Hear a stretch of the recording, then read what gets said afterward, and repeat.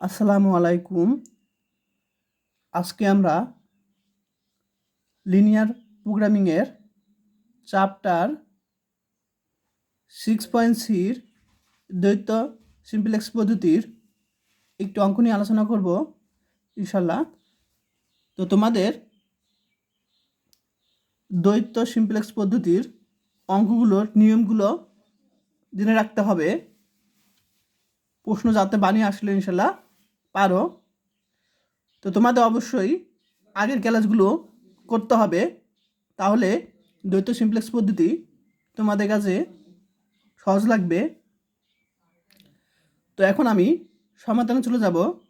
তো একটা অঙ্ক বুঝতে পারলে ইনশাল্লাহ বাকিগুলো একই নিয়মে পারবে। তো প্রশ্নটি হলো, দ্বৈত সিম্পলেক্স পদ্ধতিতে সমাধান করো। তো এখানে আছে লঘিষ্ঠকরণ করো, একটা উদ্দেশ্য ফাংশন দেওয়া আছে এবং 3টা শর্ত দেওয়া আছে। তো তোমরা প্রথমেই লঘিষ্ঠকরণ এই উদ্দেশ্য ফাংশনকে তোমরা তোমার গরিষ্ঠকরণ নিয়ে আসবো, অর্থাৎ লঘিষ্ঠকরণটাকে আমরা গরিষ্ঠকরণ নিয়ে আসবো, এরপর আমরা সমাধান করব। ঠিক আছে, আমি তোমাদের চ্যাপ্টার 5-এ একই নিয়মে করিয়েছি। তো লঘিষ্ঠকরণ থেকে আমরা গরিষ্ঠকরণের প্রথমে আনবো কীভাবে, এটাকে মাইনাস দিয়ে গুণ করে। তাহলে আমরা সমাধান চলে যাই।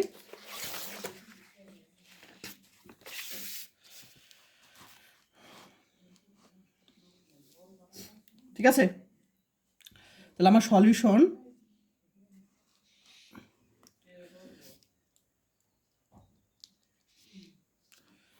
এখন প্রথমে আমরা লিখব প্রদত্ত কি সমস্যাটি, মানে প্রশ্নটা আগে প্রথম লিখব প্রদত্ত সমস্যাটি।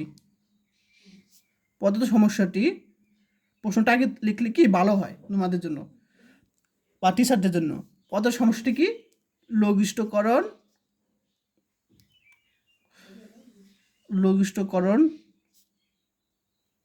করো জেড, আমি তুলি। তো আমরা প্রথমে খাতায় প্রদত্ত সমস্যাটি তুললাম। এখন দেখো, প্রদত্ত সমস্যাটিকে প্রথমে আমরা লঘিষ্ঠকরণ আছে গরিষ্ঠকরণ নিয়ে আসবো, মানে গরিষ্ঠকরণ এনে সবসময় কাজ করব। আচ্ছা, মাইনাস দিয়ে গুণ করলাম। এরপর দ্বৈত সিম্পলেক্স পদ্ধতিতে আমরা যে এখানে কি আছে, greater than or equal, less than or equal আছে। তো সবসময় আমরা কি করব, এরকম আকার নিয়ে আসবো। ঠিক আছে, আমরা সবসময় কি প্রথমে এরকম আকারে নিয়ে আসব। নিয়ে আসার পর আমরা কি করব, তোমার ইকুয়াল আকারে আনবো, অর্থাৎ আদর্শ প্রমিত আকারে নিয়ে আসব। বুঝতে পারছো সবাই? তো প্রথমে আমরা কি করব, এই যে এরকম লেস দেন অর ইকুয়াল আকারে নিয়ে আসবো, এরপর আমরা ইকুয়াল আকারে আনবো। আচ্ছা দেখো, এখানে শর্ত আছে কয়টা? তিনটা শর্তের শুধু একটা কি আছে, লেস দেন অর ইকুয়াল আছে, আর দুইটা গ্রেটার দেন অর ইকুয়াল আছে। তাহলে এই দুইটাকে আমরা কি করব, তোমার মাইনাস দ্বারা গুণ করে। আমরা জানি মাইনাস দ্বারা গুণ করলে চিহ্নগুলি কি হবে, মানে এই তোমার চিহ্নের দিক, অসমতার দিক চেঞ্জ হয়, অর্থাৎ এই দুইটার দিক আমরা এরকম আনতে হবে।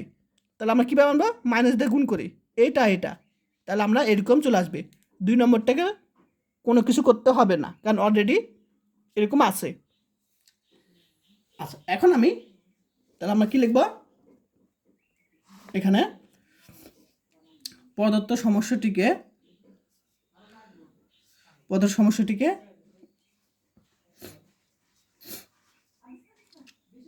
এই যে প্রদত্ত সমস্যাটিকে গরিষ্ঠকরণে প্রথমে রূপান্তর করব। গরিষ্ঠকরণ থাকলে তো সমস্যা নাই, লঘিষ্ঠকরণ থাকলে গরিষ্ঠকরণ নিয়ে আসবো। গরিষ্ঠকরণে রূপান্তর করি এবং এই যে শর্তসমূহগুলো আছে সেগুলোকে আমরা কি দ্বৈত সিম্পলেক্স পদ্ধতিতে আনবো, এবং শর্তসমূহকে কি তোমার কিরকম আকার বলছিলাম, এরকম আকারে আনতে হবে। তার অর্থাৎ এরকম আকারে নিয়ে পাই।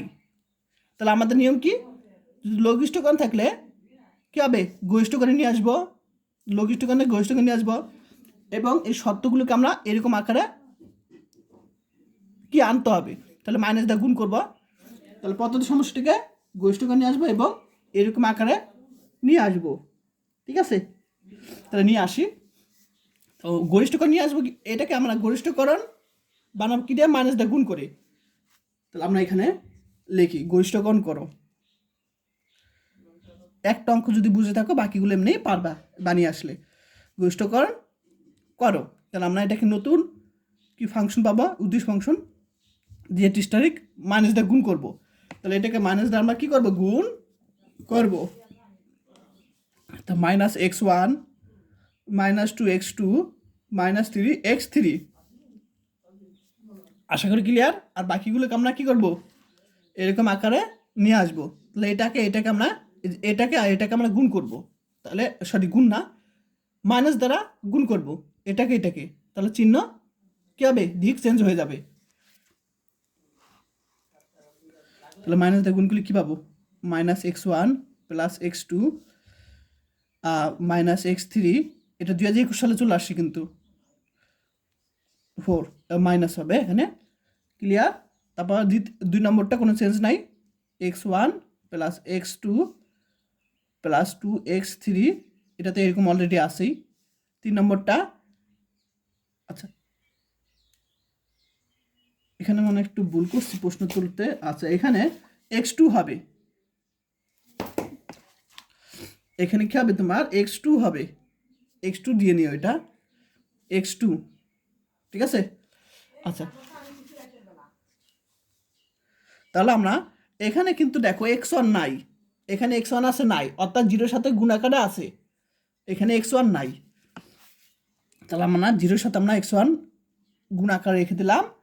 আর যদি মাইনাস দিয়ে গুণ করি, minus x2 minus plus x3, চিহ্ন পরিবর্তন হয়ে যাবে কত, -2। আশা করি সবাই ক্লিয়ার যে এখানে x1 x2 এবং x3 চলকগুলো কি 0 থেকে বড় অবশ্যই হবে এবং সমান, ঠিক আছে। এখন আমরা এই যে তোমার 3টা শর্ত পেয়েছি, 3টা শর্তকে আমরা আদর্শ আকারে নিয়ে আসবো, অর্থাৎ ইকুয়াল আকারে নিয়ে আসবো। তাহলে এখানে শর্ত কয়টা, 3টা, একটা দুটো 3টা, তাহলে প্রথম দ্বিতীয় এবং তৃতীয়, তৃতীয় শর্তকে কি, 3টা শর্তকে আমাদের ইকুয়াল আকারে আনতে হলে আমরা জানি লেস দেন অর ইকুয়াল থাকলে কমতি চলক যোগ করতে হয়, এটা আমরা চ্যাপ্টার 2 আলোচনা করেছি। তাহলে লেস দেন অর ইকুয়াল আছে, তাহলে কমতি চলক 3টারই যোগ করতে হবে। তাহলে 3টা শর্তকে যথাক্রমে S1 যেটা জিরো থেকে বড়, S2 জিরো থেকে বড় বা সমান, যথাক্রমে তো বুঝোই যে প্রথমটার জন্য S1, দ্বিতীয়টার জন্য S2, তৃতীয়টার জন্য S3, 3টি কমতি চলক, এত কমতি চলক তো বুঝোই কেন হয়েছে, কমতি চলক নিয়ে পাই। তাহলে আবার কি পাই, গরিষ্ঠকণ তো এটা কোনো চেঞ্জ নাই, গরিষ্ঠ চেঞ্জ বলতে গেলে একটু দেখাচ্ছি, গরিষ্ঠকরণ করো, ঠিক আছে।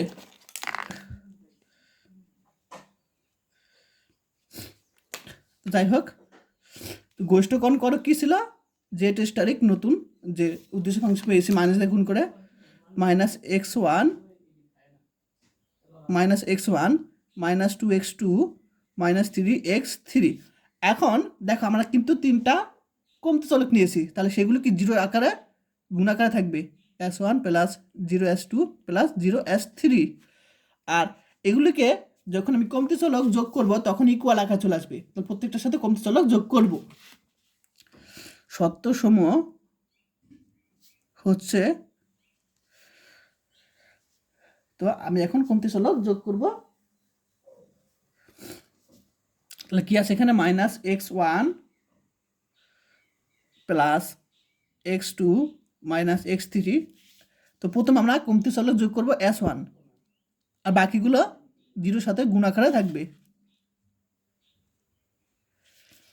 ইকুয়াল 0 আকার নিয়ে আসবো। তবে 2 নম্বর শর্তে x1 প্লাস x2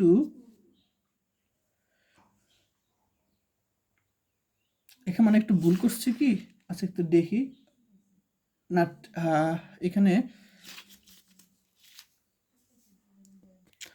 না ভুল নেই, তাহলে 2x3।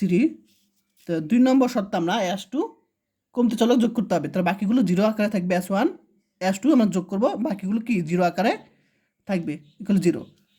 আচ্ছা, তারপর 3 নম্বরে এখানে s1টা কিন্তু নাই, অর্থাৎ এখানে s1 কি ছিল না, তাহলে গুণাকার আছে। তারপর আমরা এখানে মাইনাস x2 প্লাস x3, তারপর এখানে s3 কমতি চলক যোগ আকারে আছে, তাহলে এই দুইটা কি হবে, s1 s2 জিরোর সাথে গুণাকারে থাকবে, s3 ইকুয়াল টু 0। আশা করি সবাই বুঝতে পেরেছো। আচ্ছা, এখানে 0 কেন দিলাম এটা তো আমি একটু ভুল করছি, এটা 0 হবে না, তোমার এগুলো হবে -4 8 2 -2, তাহলে এখানে কি হবে -4, এখানে হবে তোমার 8, ঠিক আছে, আর এখানে হবে তোমার -2। সবাই একটু ঠিক করে রাখো, ঠিক আছে।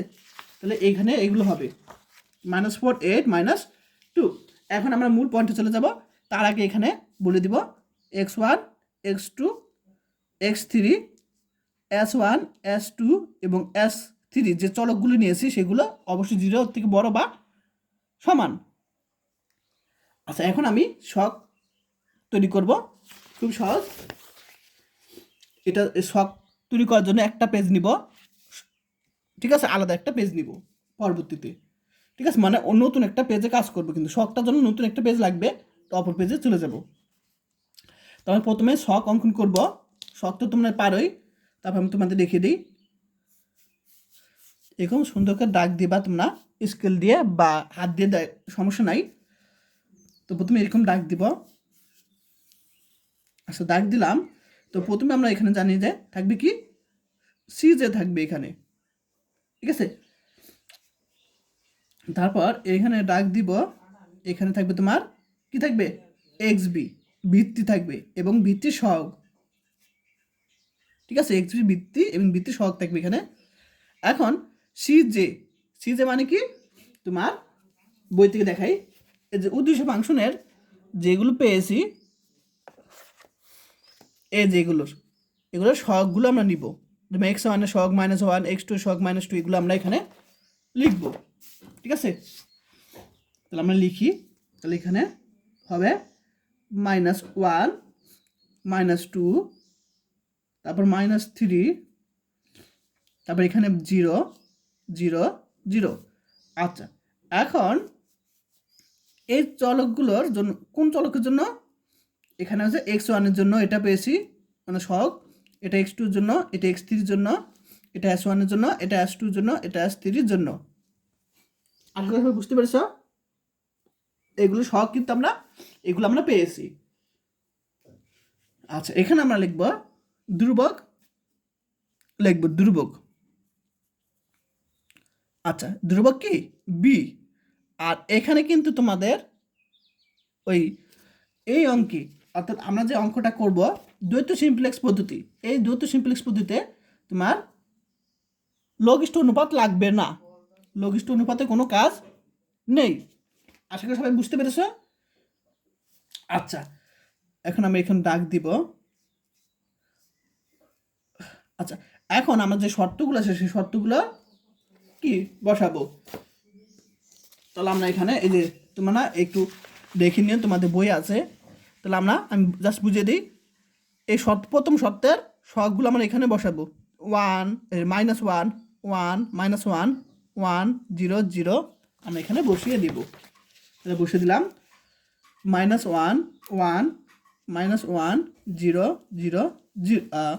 এখানে মানে একটু 0 হবে না, এখানে কি হবে তোমার, এটা তো 1 হবে, ঠিক আছে, এস ওয়ানেরটা কী হবে 1 হবে, এই যে এস ওয়ানেরটা কী হবে সহগ 1 হবে, 1 দাও। এরপর দ্বিতীয় শর্তে কি, দ্বিতীয় শর্ত আমরা সেম এই যে দ্বিতীয় যে শর্ত আছে, দ্বিতীয় শর্ত কি 1 1 2 0 1 0, এটা আমরা লিখব। তাহলে আমরা এখানে লিখি 1 1 2 0 1 0। এরপর তৃতীয় শর্তে যে সহগ 0 -1 1 0 0 1 এগুলো আমরা লিখে দিব এখানে আমরা। তাহলে আমরা কি লিখব 0 -1 1 0 0 1, এরকম আমরা দাগ দিব। ঠিক আছে, তোমরা হাত দিয়ে পারলে হাত দিয়ে দিবা, বা স্কেল দিলে স্কেল দিবা, ছোট স্কেল। এখন আমরা এখানে দেখব একক ম্যাট্রিক্স, যেহেতু এটা 3টে শর্ত আছে, তাহলে 3 × 3 ক্রমের একক ম্যাট্রিক্স গঠন করে। এখন আমরা জানি 3 একক ম্যাট্রিক্স সময় জানি যে 1 0 0 0 1 0 0 0 1, অর্থাৎ 1 থেকে শুরু হবে। তাহলে এটা আগে হবে, এটা সহগ কত আছে S1, তাহলে S1টা আমরা এখানে দিব প্রথমে। তারপর কি আছে 0 1 0 0 1 0, অর্থাৎ S2 হবে। তারপর কি আছে 0 0 1, অর্থাৎ একক ম্যাট্রিক্স সিরিয়াল অনুযায়ী আমরা বসাবো S3, তাহলে সহগ কত 0 0 0। এই যে S1 সহগ, S2 সহগ, S3 সহগ বসিয়ে দিলাম। আর ধ্রুবক বি, অর্থাৎ প্রথম দ্বিতীয় তৃতীয় শর্তে ধ্রুবক কি ছিল, এই যে প্রথমটা -4 8 -2, তো মাইনাস কত 4 8 -2 বসিয়ে দিলাম। আচ্ছা, এখন আমরা জেড যে মানে সি জেড তো বের করব, সেটা নিয়ম জানো সবাই। তাহলে Z J minus C J, এটা আমরা নির্ণয় করব। তো জেড যে মানে সি জে তো নির্ণয় পারোই সবাই।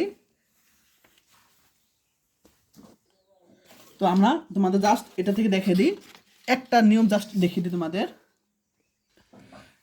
তো নিয়মটা কি, এটার সাথে এটা গুণ করব, কত হয়, এটার সাথে গুণ করলে 0 প্লাস এটার সাথে গুণ করলে 0 প্লাস এটার সাথে গুণ করলে 0, যে মানটা পেয়েছি তার থেকে আমরা সিজে বিয়োগ করব, অর্থাৎ এটা মান বের করবো। তাহলে এ বরাবর এটা বিয়োগ করব, তাহলে -1, তাহলে আমরা কি পাবো 1 পাবো, সে 1টা এইভাবে লিখলাম। ঠিক বাকিগুলো সেম ভাবে আমরা ক্যালকুলেশন করব। তো বাকিগুলি ক্যালকুলেশন করলে এইভাবে পাবো, 2 পাবো, এখানে 3 পাবো, এখানে পাবো আমরা 0, এখানে আমরা 0, আর এখানে আমরা 0 পাবো। আশা করি সবাই বুঝতে পেরেছ। ঠিক আছে, তারপর এখানে জেড স্টারিক দিব আমরা, কারণ আমরা গরিষ্ঠকে এনে কাজ করি। জেড স্টারিক এখানেও সেম ভাবে এটার সাথে গুণ প্লাস এটার সাথে গুণ প্লাস এটার সাথে গুণ, কিন্তু এখানে সিজে নাই, তাহলে গুণ করে কি পাবো 0 পাবো। ঠিক আছে, এখন আমরা যখন সিমপ্লেক্স দ্বৈত সিমপ্লেক্স পদ্ধতি অঙ্ক করব, তখন আমরা একটা বাড়তি জিনিস নিয়ে আসব। ঠিক আছে, সে বাড়তি জিনিসটা হলো এখানে একটু, এখানে বড় রাখবে একটু জায়গাটা যতটুকু লাগে। আচ্ছা, তো বাড়তি জিনিসটা এখানে তোমার হলো, এখন রাখ দিব আমরা। তাহলে আমরা এটা প্রথমে লিখবো এখানে উপরে Z asterisk J minus C J. এরপর আমরা একটু কাজ করব, দেখো সেটা হলো আমরা এইখানে তোমাদের হয়তো মনে আছে সিমপ্লেক্স পদ্ধতিতে যে পিভট কলাম নির্ণয় কীভাবে করে, সেটা হলো এগুলোর মধ্যে ঋণাত্মক সর্বোচ্চ যেটা থাকবে সেটা হলো পিভট কলাম, আমরা জানি। কিন্তু যখন দ্বৈত সিমপ্লেক্স পদ্ধতি করব অঙ্ক, তখন আমরা এই যে ধ্রুবক বি আছে সেখানে আমরা দেখব ঋণাত্মকের মধ্যে সবচেয়ে ছোট মানে বড়, ঋণাত্মকের মধ্যে সবচেয়ে বড় সংখ্যাটা আমরা ধরবো পিভট সারি ধরবো। ঠিক আছে, তাহলে এগুলোর মধ্যে সবচেয়ে ঋণাত্মকের মধ্যে সবচেয়ে বড় কোনটা, এটা, তাহলে এটাকে আমরা পিভট সারি ধরবো। এখন পিভট কলামে নির্ণয়ের জন্য এখানে কোনো ঋণাত্মক নাই, তো আমাদের এইখান থেকে ঋণাত্মক অংশ পাবো এখান থেকে। আচ্ছা, সেটা আমি নির্ণয় করি। তাহলে আমাদের সবসময় কি বুঝতে পারছো? ঋণাত্মকের মধ্যে সবচেয়ে বড়টাকে আমরা পিভট সারি ধরবো। আচ্ছা, এখন এখানে তাহলে আমরা এখানে দেখো, আমরা সারি কাকে বলে? 1 নম্বর সারি, 2 নম্বর সারি, 3 নম্বর সারি। এখন আমরা যদি এখানে কি দেই, তোমার এ আই জে লিখি, এ আই জে, তাহলে আইটা হলো কি তোমার সারি, যেটা হলো তোমার কলাম। এটা তোমরা জানো যে আই হলো সারি, যে হলো কলাম। তাহলে এখানে কয় নম্বর সারিতে পিভট সারি পেয়েছি? 1 নম্বর সারিতে। তাহলে আমরা এখানে লিখব এ ওয়ান জে লিখব, ঠিক আছে? আর তুমি চাইলে এখানে পাশে লিখে দিতে পারো, এটা লিখে দিও, যেহেতু আমরা এখানে একটু বড় করে নিবা পরীক্ষার সময়। একটু জায়গা নিলাম, এখানে এভাবে দিবা, যেখানে এ ওয়ান জে দেখা যায় না, এ ওয়ান জে অবশ্যই অবশ্যই কি হবে? 0 থেকে ছোট হবে, অবশ্যই 0 থেকে ছোট হবে, ঠিক আছে? এটা তোমরা পরীক্ষায় লিখে দিবা পাশে, ঠিক আছে? আমি তোমাদের দেখিয়ে দিই জাস্ট এভাবে। তাহলে 1 নম্বর সারিতে কি তোমার পিভট সারি পেয়েছি, তাহলে সারি হলো মান আয়ের মান হলো 1। তখন আবার 2 নম্বর সারিতে যদি পেতাম তাহলে 2 দিতাম এখানে। আর যেখানে এটা কি হবে? অবশ্যই 0 থেকে ছোট হবে, ঠিক আছে? কারণ আমরা যে মাইনাস সিজের মান ধনাত্মক পেয়েছি, এখন এটার মান যদি ঋণাত্মক পাই, তো এটার মান ধনাত্মক পেয়েছি, নিচেরটা যদি ঋণাত্মক পাই, তাহলে প্লাস মাইনাস, তাহলে কী হবে? ঋণাত্মক পাবো, তাহলে কিন্তু হবে না। তাই উপরটা মান ধনাত্মক পাবো, মানে যে মাইনাস সিজের মান ধনাত্মক পাবো, তাহলে অবশ্যই নিচেরটার মান ধনাত্মক হবে। ধনাত্মক মানে কি? আচ্ছা, এখানে মানে একটু সরি, তো এখানে দেখো, এখানে উপরের মান কি পজিটিভ পাবো আমরা, আমি ভুল হয়েছে, উপরের মানটা কি পজিটিভ পাবো। তাহলে আমাদের এখানে নেগেটিভ আসবে কীভাবে? এখানে নেগেটিভ আসবে তোমার যদি এটার মান কি হয়? 0 থেকে ছোট হয়। 0 থেকে ছোটো মানে কি? ঋণাত্মক হয়। তাহলে এটার মান পজিটিভ, এটার মান নেগেটিভ, তাহলে প্লাস মাইনাস, তাহলে মাইনাস, তাহলে ঋণাত্মক মান চলে আসবে।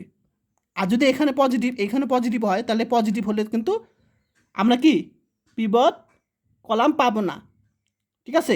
পিভট কলাম পাবো না পজিটিভ হলে। আচ্ছা, আমাদের লক্ষ্য হলো কি? আমাদের লক্ষ্য 1 নম্বর লক্ষ্য হলো এখানে আমাদের পজিটিভ আনতে হবে, আমাদের লক্ষ্য এটা। এখানে নেগেটিভ থাকুক না থাকুক এটা আমাদের দেখা দরকার নাই, জাস্ট এটা আমাদের খেয়াল রাখতে হবে, সেটা হলো এখানে পজিটিভ রাখতে হবে। আচ্ছা, তাহলে এটা আমরা এখানে পরীক্ষার সময় দিও, এটা মুছে দিলাম যেহেতু জায়গা শর্ট।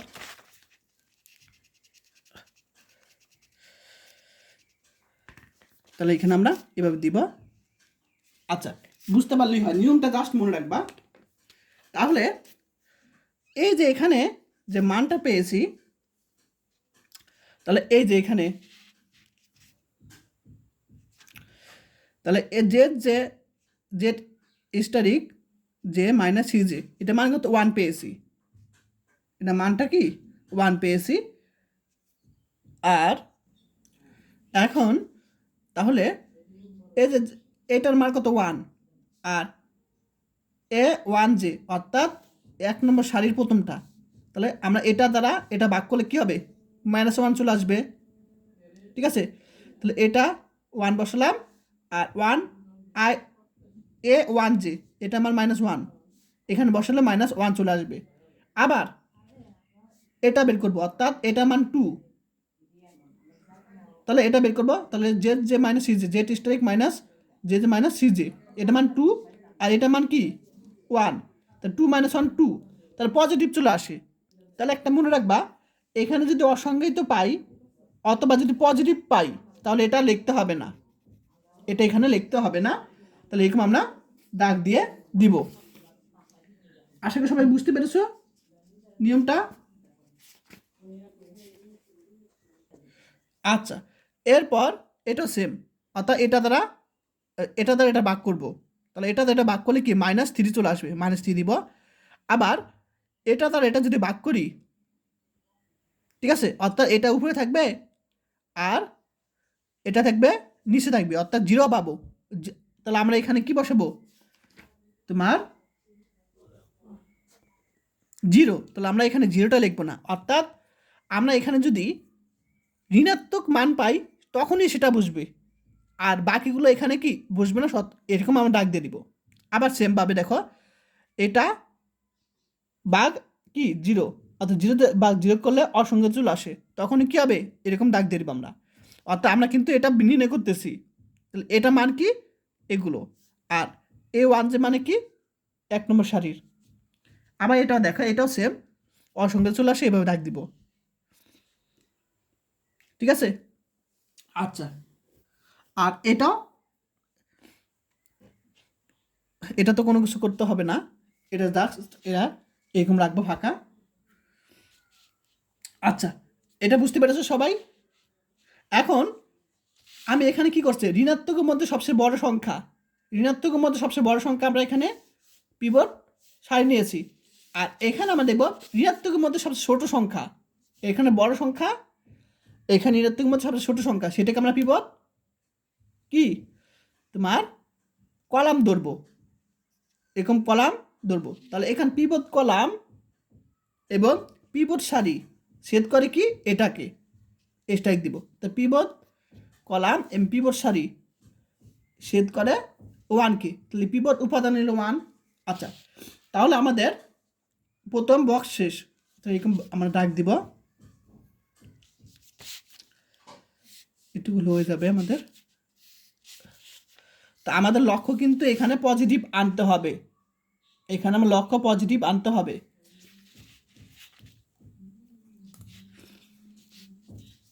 তাহলে আমরা এখানে ডাক দিব।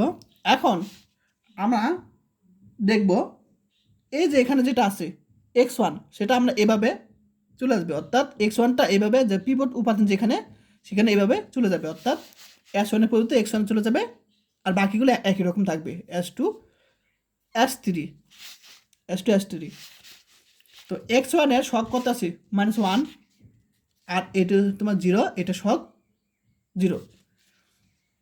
আচ্ছা, এখন আমরা এটা পরিবর্তিত সারি বের করব, অর্থাৎ পিভট সারির পরিবর্তিত সারি কীভাবে বের করব, অর্থাৎ পিভট উপাদান দ্বারা পিভট সারিকে যদি ভাগ করি, এই পিভট উপাদান কত -1, এই -1 দ্বারা যদি পিভট সারিটাকে যদি ভাগ করি, তখন আমরা কী পাবো, এখানে -1 দিয়ে এটা ভাগ করলে 1, -1 দিয়ে এটাকে ভাগ করলে -1, এটাকে ভাগ করলে 1, এটা ভাগ করলে -1, এটাকে ভাগ করলে আমরা কী পাবো 0 0, ঠিক আছে। তাহলে পিভট উপাদান দ্বারা পিভট সারিকে ভাগ করে আমরা এটা পাবো, ঠিক একইভাবে এটাও পাবো, আমরা 4 পাবো। এখন পরিবর্তিত সারি বের করব, অর্থাৎ এটার পরিবর্তিত সারি বের করব, এটার পরিবর্তিত সারি এখানে বের করব। তাহলে বের করার নিয়ম আমি তোমাদের এই নিয়মটা কি সিম্পলেক্স পদ্ধতি বুঝেছি যে কীভাবে বের করতে হয়, তারপর তোমাদের বুঝিয়ে দিব জাস্ট একবার। তাহলে আমরা যে সারিটাকে আমরা চেঞ্জ করব, 2 নম্বর সারিটা চেঞ্জ করব, এখানে আমরা চেঞ্জ করে আনবো, তাহলে এইটাকে আমরা এ ধরবো। তাহলে আমরা আলফা, এটা টিপলে এ চলে আসবে, মাইনাস আমরা এই যে বরাবর কি এটা একটা কি আমরা এটা মান বের করব, তাই না, অর্থাৎ দ্বিতীয় সারির পরিবর্তিত সারির মান বের করব, এখানে বের করব দ্বিতীয় সারির। তো দ্বিতীয় সারি বরাবর আমরা এই যে পিভট কলামটা কি আছে এখানে তোমার, এই যে এখানে কোথায় জানাচ্ছিলাম, আচ্ছা এখানে আমরা এটা পরিবর্তিত সারি বের করব এখানে। তো আমরা এখানে যে পিভট সারির এই যে সারিটা চেঞ্জ করব, সেই সারি বরাবর আমরা পিভট কলামটা কি আছে 1 আছে, দেখো এই সারি বরাবর পিভট কলাম কি আছে 1 আছে, তাহলে এখানে আমরা 1 লিখব, ইনটু আমরা যে মানটা পেয়েছি এখানে পিভট সারির পরিবর্তিত সারির সেটাকে বি ধরবো, যেখানে বি। এখন আমরা ক্যালসিটিভ দিব। এখন এর মান, এটাকে আমরা এ ধরছিলাম, এটাকে এ ধরছিলাম 1, বি এর মান আমরা এটা বসাবো। তাহলে আমরা কি 0 পাবো, তাহলে আমরা এখানে 0 বসাবো। আবার এখানে ক্যালসিটিভ দিব, তাহলে আমরা এর মান এটা বের করবো, অর্থাৎ এটা আমরা এর মান 1 ইকুয়াল বি এর মান এটা -1, 2 পাবো। এখানে আমরা 2 এখানে বসাবো। ঠিক বাকিগুলো একইভাবে আমরা এখানে বের করব। তাহলে কত চলে আসবে এখানে 1। আচ্ছা আমি দেখাই দিই, ক্যালসিটিভ দিব,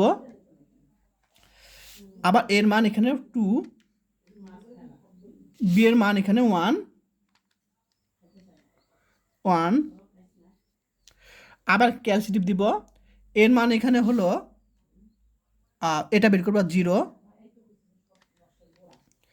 বি এর মান হলো -1, অর্থাৎ 1 এখানে লিখবো আমরা পাই। এরপর আবার ক্যালসিটিভ দিব, এর মান এখানে বের করবো অর্থাৎ 1, বি এর মান হলো এখানে 0, অর্থাৎ 1 পাবো। আবার এর মানের এখানে 0, হ্যাঁ এটা গেছে, মুছে গেছে। আমি আবার সেট করি এটাকে, যদি এরকম মুছে যায় তো আবার সেট করতে হবে। তাহলে আমরা আলফা এ মাইনাস কী ছিল এখানে 1 ইন্টু বি ক্যালসি। আচ্ছা এখন যে এখানে 0, এর মান 0 বসাবো, বি এর মান 0, অর্থাৎ 0 পাবো এখানে আমরা। ঠিক আছে, আবার এখানে এটাও এর মান 8, সরি হ্যাঁ এর মান 8, বি এর মান 4, অর্থাৎ এখানে 4 পাবো। আচ্ছা বুঝতে পেরেছো সবাই? আচ্ছা এখন আমরা এটার পরিবর্তিত সারি এখানে বের করব।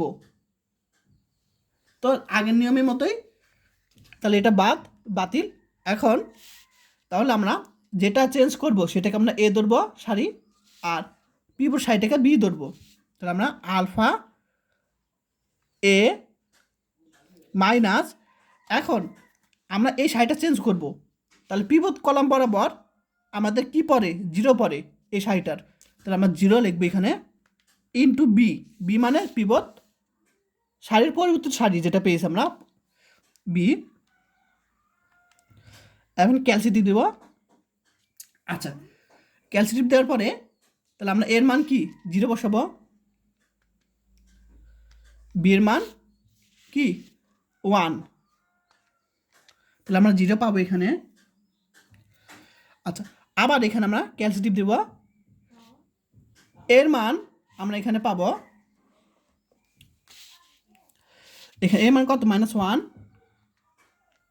ইকুয়াল বি এর মান -1, তাহলে আমরা এখানে -1 পাবো। আবার ক্যালসি এর মান 1, বি এর মান 1 পাবো। ক্যালসি এর মান 0, বি এর মান -1, 0 পাবো এখানে আমরা। আবার ক্যালসি এর মান 0, বি এর মান 0, ক্যালসি এর মান 1, বি এর মান 0, অর্থাৎ 1 পাবো এখানে আমরা। আবার এর মান -2, ক্যালসি এর মান -2, বি এর মান 4, -2 পাবো এখানে। তো দেখো -2 পাবো এখানে, এখানে কিন্তু সবগুলো ধনাত্মক আসে নাই, তাহলে আমাদের প্রক্রিয়াটা আবার চলতে থাকবে যতক্ষণ না পর্যন্ত ধনাত্মক চলে আসে। ঠিক আছে, প্রক্রিয়া চলতে থাকবে। আচ্ছা এখন আমরা কি বের করব,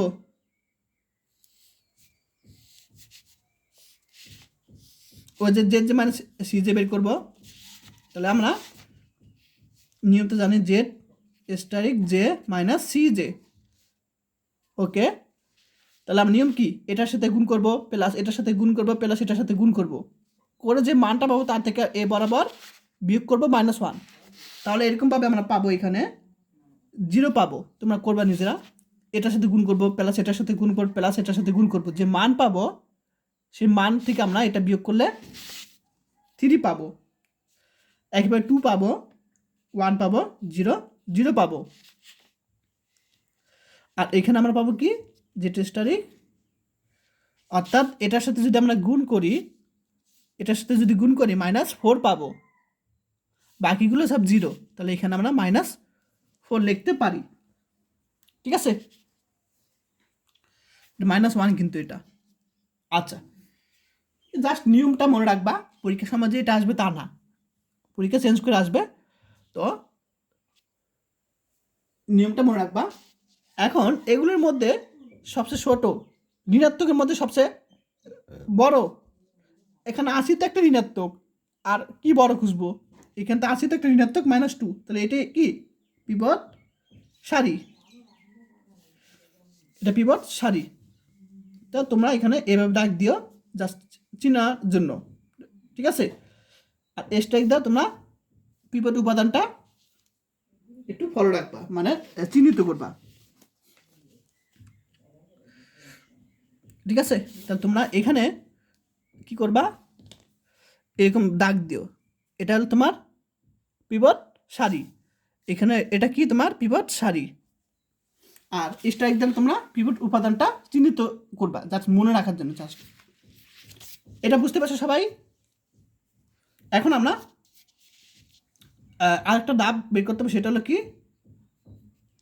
জেড স্টারিক -CJ।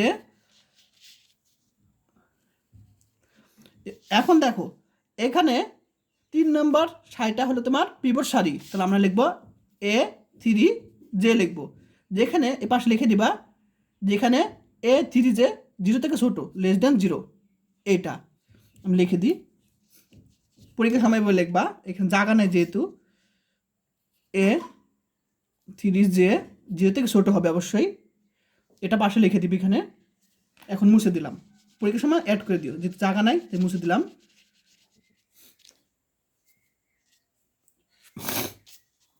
আচ্ছা, এটা বুঝতে পেরেছো সবাই?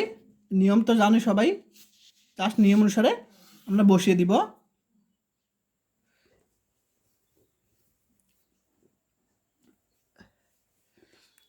এখন তাহলে এটার মান কি, এটার মান হলো 0, আর 0 দ্বারা কোনো কিছু ভাগ করলে সেটা মান তো জানো 0ই হয়, অর্থাৎ আমরা এরকম দাগ দিয়ে দিব, অর্থাৎ আমরা জানি ধনাত্মক মান বা অসংজ্ঞায়িত বা 0 আসলে আমরা এরকম দাগ দিয়ে দিব।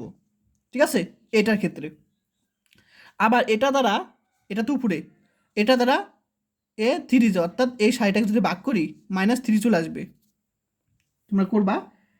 আচ্ছা, তারপর এটা দ্বারা এটা যদি ভাগ করি, সরি এটা দ্বারা এটা যদি ভাগ করি 2 পাবো, আমরা যেন ধনাত্মক চলে আসে, ধনাত্মক আসলে এভাবে দাগ দিয়ে দিব।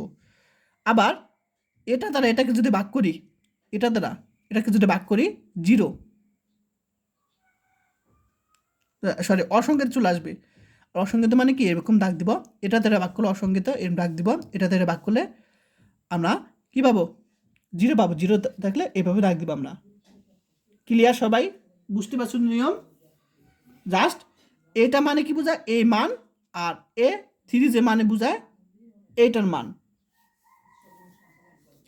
আচ্ছা, এখন খেয়াল করো সবাই, এটা সবাই বুঝতে পারছো? তাহলে আমরা এখানে কি করছিলাম, ঋণাত্মকের মধ্যে সবচেয়ে বড় মানটা কি আছে, একটাই তো আছে, সেটা আমরা এখানে ধরছিলাম পিভট, কি ধরছিলাম সারি ধরছিলাম, তো এখানে ঋণাত্মক একটাই আছে, তাহলে এটা কি হবে তোমার পিভট কলাম হবে। তাহলে পিভট কলাম পিভট সারি ছেদ করে -1কে, অর্থাৎ -1টা কি তোমার পিভট কলাম। আচ্ছা, আশা করি বুঝতে পেরেছ? তাহলে আমরা এখানে এখানে দাগ দিব, এখনো কাজ শেষ হয় না, যতক্ষণ না পর্যন্ত এখানে পজিটিভ আসবে।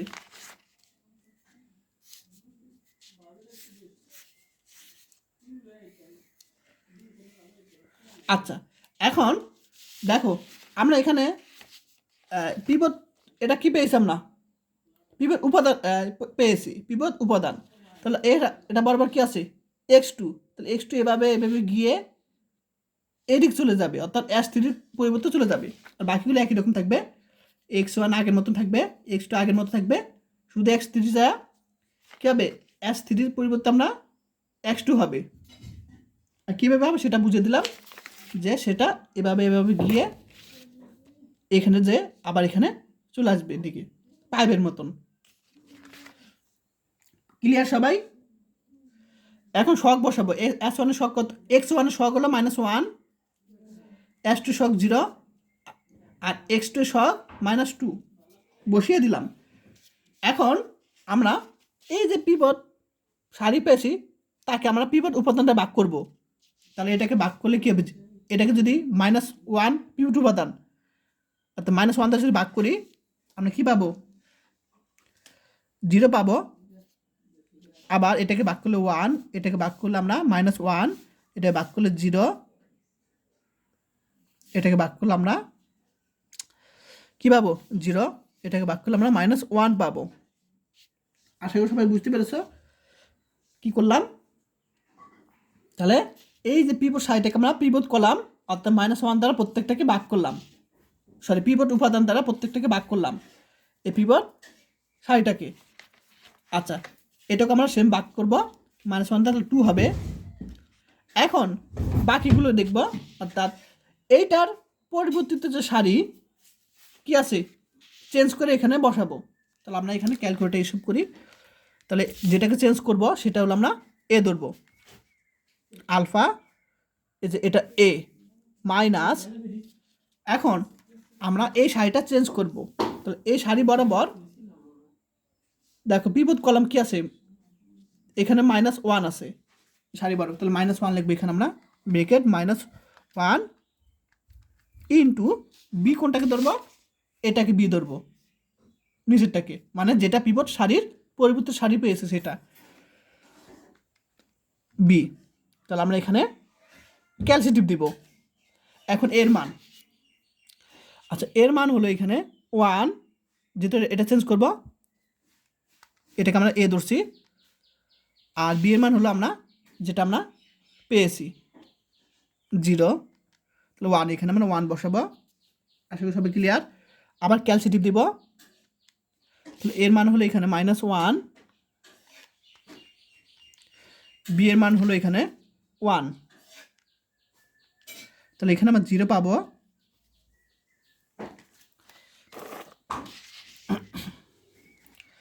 ক্যালসিটিভ দিব, আবার এর মান এখানে 1 বসাবো,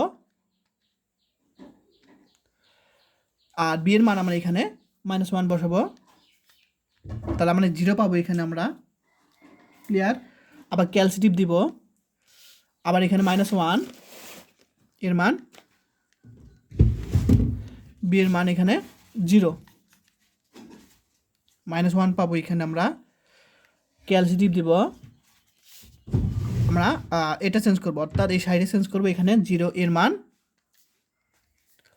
বি এর মান হলো এখানে কত 0, অর্থাৎ আমরা এখানে 0 পাবো। আবার এখানে ক্যালসিটিভ দিব, এর মান 0, বি এর মান -1, তাহলে -1 পাবো, এখানে -1 বসাবো। এটাও সেম, এর মান 4, বি এর মান 2, অর্থাৎ 6 পাবো এখানে আমরা। আশা করি সবাই ক্লিয়ার, এটা বুঝতে পেরেছ? আচ্ছা, ঠিক একইভাবে সেমভাবে এই 2 নম্বরটার পরিবর্তিত সারি বের করব এখানে।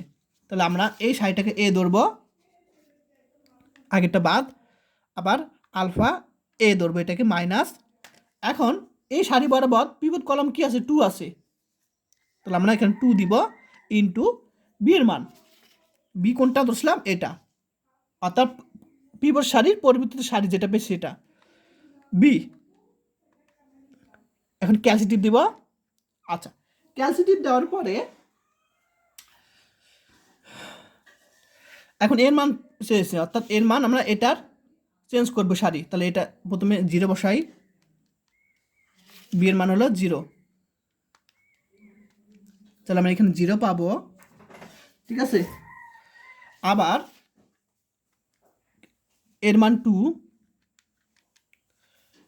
বি এর মান -1, সরি 1, তাহলে 0 পাবো এখানে।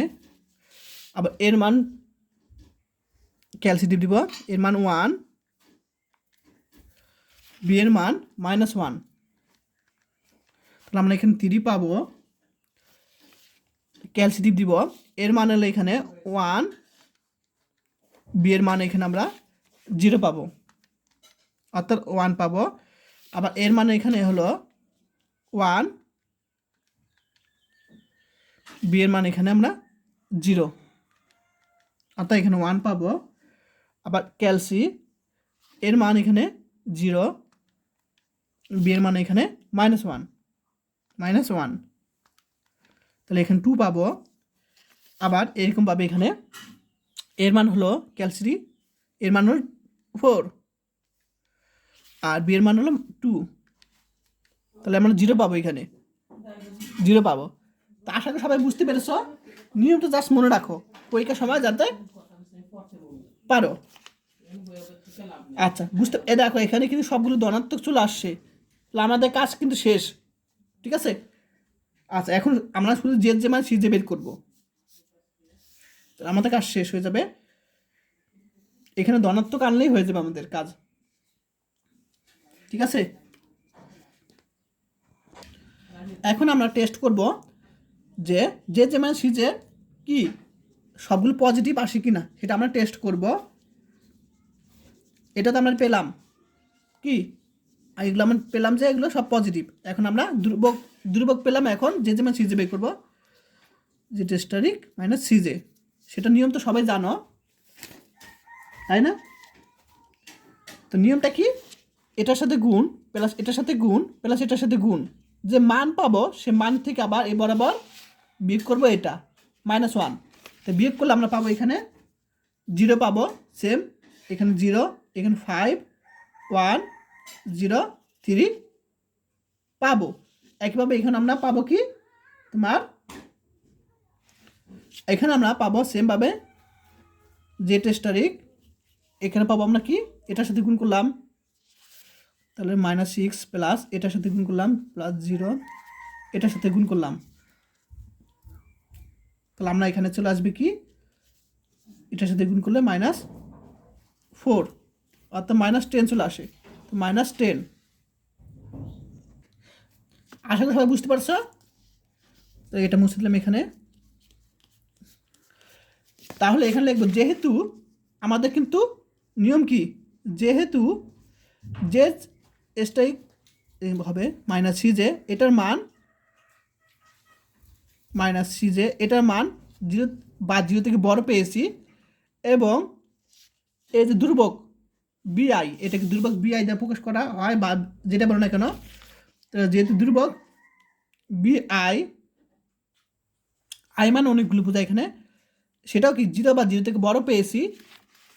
আমাদের নিয়ম কি, যদি এটার মান 0 থেকে বড় বা সমান, অর্থাৎ এটার মান এবং এটার মান যদি 0 থেকে বড় বা সমান পাই, তাহলে কী হবে, চূড়ান্ত মান থাকবে।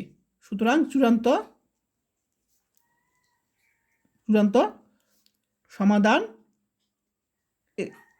সমাধান বিদ্যমান হবে। ঠিক আছে, এখন আমাদের প্রশ্নে কি বলছিল, জেড মিনিমাইজ বের করতে বলছিল। যদি প্রশ্নে বলতো যে গরিষ্ঠকরণ করো, তখন আমাদের এটা কিন্তু অ্যান্সার হতো, কিন্তু আমাদের প্রশ্নে বলছে লঘিষ্ঠকরণ করো, অর্থাৎ জেড মিনিমাইজ।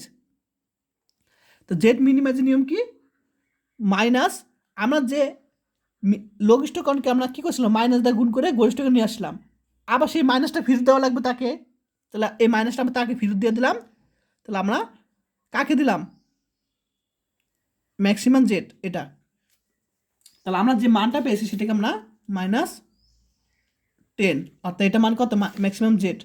আমরা এটা কিন্তু গরিষ্ঠকরণের মান পেয়েছি আমরা, এই যে গরিষ্ঠকরণ করো, লঘিষ্ঠকরণ থেকে আমরা গরিষ্ঠকরণ নিয়ে আসছি, এটা মান -10 পেয়েছি, তাহলে এটাকে যদি মাইনাস দিয়ে গুণ করি আবার এটা আবার সেম পাবো।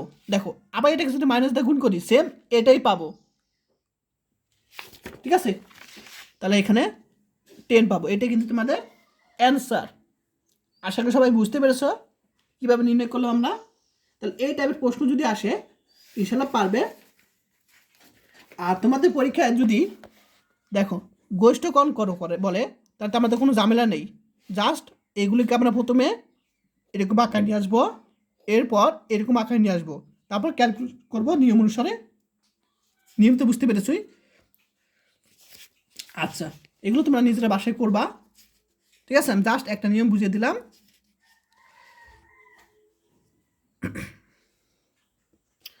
আর বাকিগুলো তোমরা নিজেরা টেস্ট করবা, আমি তোমাদের দেখিয়ে দিই কোনগুলো করবা। এগুলো পারবা তোমরা, জাস্ট এটা করবা। নিয়মটা একই রকম জানোই, এগুলো নিজেরা টেস্ট করবা, ঠিক আছে? এখানে অন্য নিয়ম দেওয়া আছে, তোমরা আমার নিয়মে ফলো করে করবা, অ্যান্সার মিলে যাবে, ঠিক আছে?